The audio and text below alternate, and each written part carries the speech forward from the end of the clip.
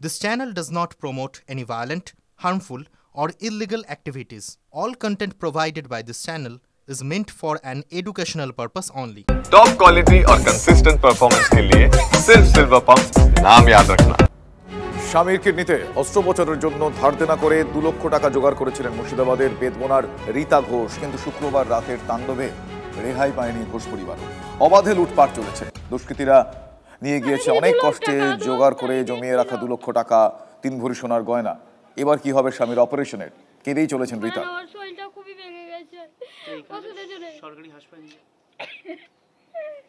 আর অসুস্থ ভবানন্দ এখন ছেলেদের নিয়ে এ রাজ্য ছেড়ে দিতে চাইছেন। শুনুন তারা কি বলছেন। 2 ছেলেকে নিয়ে প্রাণ ভয় গ্রাম থেকে পালিয়েছিলেন এই বাড়ির যিনি গৃহবধূ, কিন্তু স্বামীকে নিয়ে পালাতে পারেননি। স্বামীকে তুলে নিয়ে গেছিল দুষ্কৃতীরা, মারধর করে সেখান থেকে ছেড়ে দেয়, কিন্তু টাকা পয়সা সোনার গয়না সব লুট করে নিয়েছে। এবং আমি সেই ছবি দেখাতে বলবো, ঘরের ছবি, কিচ্ছু নেই, সম্পূর্ণ ভস্ম করে দিয়েছে, আগুনে পুড়ে ছাই করিয়ে দিয়েছে। দুষ্কৃতীরা এমন অবস্থা করেছে এই বাড়িগুলির, যেখানে তারা থাকবেন কোথায়, মাথা গুজবেন কোথায়, কোথায় ঠাঁই পাবেন, কিছুই তারা বুঝে উঠতে পারছেন না। সব কিছু পুড়ে ছাই করে দিয়েছে, আগুন লাগিয়ে প্রত্যেকটা বাড়ি জ্বালিয়েছে। কান্নায় ভেঙে পড়ছেন এই বাড়ির বাসিন্দারা। তার স্বামীকে কিভাবে বাঁচাবেন সেটাই কিন্তু এখন বড়সড় প্রশ্ন। ধার করে নিয়ে আমি টাকাটা জোগাড় করলাম, কি আমার 10 তারিখ ডেট দিয়েছে, তো অপারেশনটা করিয়ে দিব। আজ আমার স্বামীটা আজকাল হয়ে আছে, কখন কি হবে আমি বলতে পারবো? আমি অসুখের কথা আমি বলতে পারবো কি? আমার স্বামীটা এরকম হয়ে যাবে হঠাৎ করে। স্বামীটা ধরে বেড়াচ্ছে। টাকা ছিল বাড়িতে, কত টাকা রাখা ছিল? 2 লাখ টাকা মতো জোগাড় করে রেখেছি। মানুষের আমার গরু বাছুর আছে, খাওয়া দাওয়া লাগবে, এটা লাগবে ওটা লাগবে, একটাই আমার কাটনাওয়ালা। এত পয়সা জোগাড় করে রেখেছি, আজ আমার বুকে লাত মেরে দিল। স্বামীটাকে কি করে বাঁচাবো আমি? এখন তো পয়সার জন্য, আমি টাকার জন্য আমি স্বামীকে বাঁচাতে পারছি না। স্বামীকেও আমার তুলে নিয়ে চলে গেছিল সুলিতলা লোক নিয়ে, যে আবার কিছুটা লোক বলছে কি না ছেড়ে দেওয়া, চিনার জন্য আছে, ছেড়েছে বলে এই ডিগ্রি দিয়ে পালাতে যে একজনের বাড়িতে নুকালছে গুলকিতে। যে টাকা কোথায় রাখা ছিল? টাকা আমার বাক্সতে ছিল, সেই টাকা নিয়ে যেতে পারেননি। আমি একটা কি আমার নিজের জানটাই তো নিয়ে যেতে পারছিলাম না, কত কষ্ট করে বেরালছি। গ্রামটাই জানে কি ওকে 8 দিচ্ছে, 4 দিন ভর্তি দিয়েছে, ভর্তি ছিল। কত ব্যাংকের টাকা, যেটি লক্ষ্মী ভাণ্ডার টাকা ঢুকতো সব তুলে এনে জোগাড় করে রেখেছি।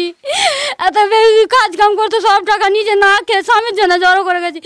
এরকম টাকা আমার সব কিছু ছাতাই করে নিল। ঘরে সোনা দানা 3 ভরি সোনা সুদ্ধা রেখেছি জানেন। মালা চেন ছিল 1.5 ভরি, এবং কানের মালা আংটি ছিল, সবকে আমার লুটপাট করে নিয়ে নিল ওরা। একটা জিনিস নাই, একটা গ্লাস নাই যে জল খাই, এর কাছে একটা গ্লাস চাইছি জল খেয়েছি, ওর কাছে একটা চাইছি খেয়েছি। এমন একটা ঘরে জিনিস রাখেনি কি তুলে ধরে কি আমি জল খাই এবং ছেলেকে কি খাওয়াই। এই জায়গা থেকে শুরু করবেন কি করে, কিভাবে নতুন করে তৈরি করবেন? এখন কি করে করবো আমি চিন্তা ভাবনা করছি, এখন এখানে থাকবো কি চলে যাবো চিন্তা ভাবনা করছি। মানে অন্য জায়গায় চলে যাবেন? সেটা কি এই রাজ্যে না অন্য রাজ্যে চলে যাবেন? ঝাড়খণ্ড পাকুড়। মানে ভয়ে ঝাড়খণ্ড চলে যাবেন, মানে এখানে থাকা যাবে না? আত্মীয় স্বজন আছে, বোনের বাড়ি আছে ওখানে, ওখানে গিয়ে থাকবেন। এখানে মানে ভয় থাকতে পারছে? ভয় থাকছে, আবার যদি কোনো সমাজে চলে আসে, ওই জন্য এখানে মনে করছি আর থাকবো না, আমরা সবাই ভাই মিলেই চলে যাবো ওখানে। ভয় আতঙ্কে এই রাজ্য ছাড়তে চাইছেন এই এলাকার অনেক বাসিন্দাই। দেখা গিয়েছিল মালদায় গিয়েছেন ভয়, কিন্তু বাসিন্দারা শুধু মালদায় নয়, এই রাজ্য ছেড়ে ঝাড়খণ্ডে চলে যেতে চাইছেন। কারণ তাদের আশঙ্কা নতুন করে হামলা হবে, নতুন করে তাদের উপর লুটপাট হবে। নতুন করে যদি তৈরি করে বসেন, তাহলে আবার যে নতুন হামলা হবে না, আবার যে লুটপাট করবে না, তার নিশ্চয়তা কোথায়? কেন্দ্রীয় বাহিনী আজকে আছে, কালকে নেই। পুলিশ কি আসবে? কোথা থেকে আসবে? পুলিশকে তো ফোন করেই পাওয়া যায়নি, অভিযোগ বাসিন্দাদের। তাহলে মানুষ কিভাবে এই রাজ্যে এভাবে থাকতে পারে? প্রশ্ন তুলছেন কিন্তু এই যারা আক্রান্ত হচ্ছে সেই বাসিন্দারাই। ক্যামেরায় অর্ঘ চট্টোপাধ্যায়ের সঙ্গে সায়ন্ত ভট্টাচার্য, TV9 বাংলা। নেতাদের মুখে এবার পাল্টা মারের হুঙ্কার। গাড়ি থেকে তৃণমূল নেতাদের নামিয়ে মারের হুঁশিয়ারি দিলেন সুকান্ত মজুমদার। পাল্টা 5 মিনিটের মধ্যে বিজেপিকে মারের দাওয়াই দিলেন আবার শওকত মোল্লা।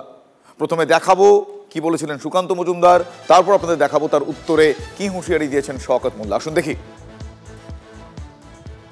মমতা বন্দ্যোপাধ্যায় নিজের ক্ষমতার স্বার্থে হিন্দুদেরকে জলাঞ্জলি দেবে, এটা আমরা মেনে নিতে পারবো না। আমরা প্রয়োজনে রাস্তায় নামবো, এখনও নামিনি, আমি পরিষ্কার করছি। মমতা বন্দ্যোপাধ্যায়কে লাস্ট ওয়ার্নিং দিচ্ছি, এরপরে কিন্তু আমরা রাস্তায় গাড়ি ধরে ধরে মারবো। কিন্তু প্রতিরোধ করুন, প্রয়োজনে প্রতিশোধ নিন এবং ভোট বাক্সে প্রতিশোধ নিন। লক্ষ্মীর ভাণ্ডার নিয়ে ভুলে যাবেন না এবং প্রতিশোধ নিন। 26-এ পরিবর্তন আনুন। এই তৃণমূল নেতাদের কিভাবে শায়েস্তা করতে হয় রাস্তার মোড়ে কান ধরে উঠবোস করিয়ে দেখিয়ে দেবো।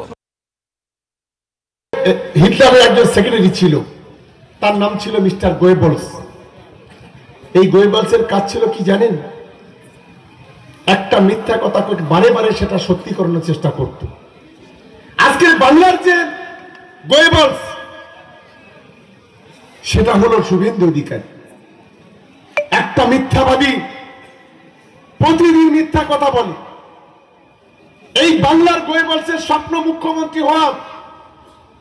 আমি বলছি মুখ্যমন্ত্রী তো দূরের কথা, আগামী দিনে বিধানসভায় নন্দীগ্রামে ওকে লক্ষাধিক ভোটে হারাবো সেই ব্যবস্থা আজ কিন্তু পূর্ব মেদিনীপুর জুড়ে চলছে। আমি যদি সুকান্তকে বলি, তুমি বলছো গাড়িতে টেনে টেনে নামাবো, আর আমরা যদি মনে করি 5 মিনিটের মধ্যে যে কটা বিজেপি আছে এমন কেলান কেলাবো যেটা তাদের মুখটা আর কেউ চিনতে পারবে না। শিয়ালদা দক্ষিণ শাখায় রেল অবরোধ, মহিলা কামরা বাড়ানোর প্রতিবাদে রেল অবরোধ। দক্ষিণ বারাসত স্টেশনে অবরোধ করছেন নিত্যযাত্রীরা। মহিলাদের কামরার সংখ্যা বাড়ানোর ভিড় বাড়ছে জেনারেল কামরায় অভিযোগ নিত্যযাত্রীদের।